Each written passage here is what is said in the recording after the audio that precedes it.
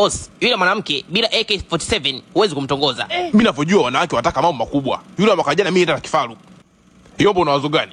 Hapo lazima ufanye kitu cha tofauti. Lipua shoga yake mmoja kama surprise. Alafu nyumba yake itege mabomu. Unamtoa out. Ukimrudisha, ukifika nyumbani unakuwa umemfunga na kitambaa. Ukifika unamfungua walipua nyumba, anakuwa hana pa kukaa, unaondoka naye. Oh.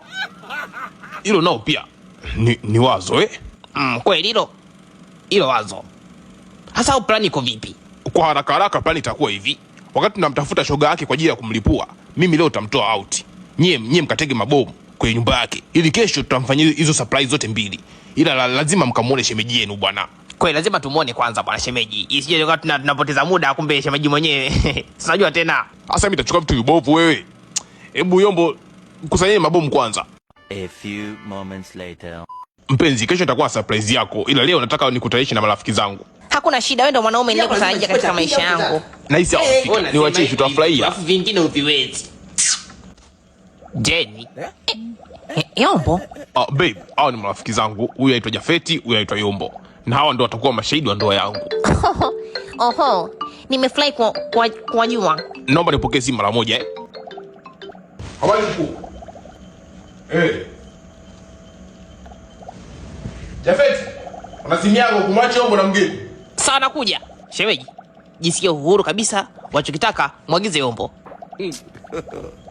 Ulijua nitakufa eti Unayemuuliza hapa nani? Wewe unatoaje vitu vibovu? Kani katika watu ambao unajuta kuwa nao kwenye mahusiano ni wewe. Na sijuta kwa nini nimekutana na wewe tena hapa. Hivi unajua naongea utumbo gani wewe? Nilikuita nyumbani, nikakuzawadia bomu la mkono, ukalikataa, ukanirudishia halina pini, ukaliacha juu ya meza, ukaondoka tu. Unajua kitokea nini pale wewe? Muhimu hukufa. Na nitaka nikuwe kweli. Haiwezekani kuombe kifaru nikamfanyie fujo mnafiki wangu unakuletea mimi kibomu cha mkono. Ni kuachia one kinaofanya kazi. Ningejua na mimi ningekupa bila pini. Nikasambatisha hiyo shape kama waya wa type C, miguu na kichwa vyote viko sawa. Na ombe mako anikome. Anipigia simu huko anifokea kabisa kama aliniozesha. Anipigia simu mimi ninulie bunduki mke wangu. Sijui mume wangu anitesa, sasa alimpendea kuchezea visu. Siavumilie. Nataka mimi nichinjwe. Na wewe ufuata akili ya mako hivyo hivyo. Na nakwambia tu utalipa fridge langu TV sofa moja. Unaongeaje hapa na mwanamke wangu? Kwako wewe tu alikuwa pia wangu. Mwanamke nyoka huyu. Nyoka kwako. Kama alikuwa kisiwa wako kausha. Hawezi vya gharama kausha babu. Mwanamke atukani hivyo. Pumzisha uzee babu, muda vijana kuenjoy. Mpango ni ule. Nadhani mbomu umeshatega. Ndio sasa hivi aitwa na gari ambayo nimeliandaa. Tutamfanyia kama surprise na pia tuondoka naye. Kwani ushamla? Hapana, sijamla. Ndio maana nikashangaa wewe mwanangu unataka uniharibia wakati mimi sijala chochote. Sasa, kwa nini akifika usiingie naye ndani?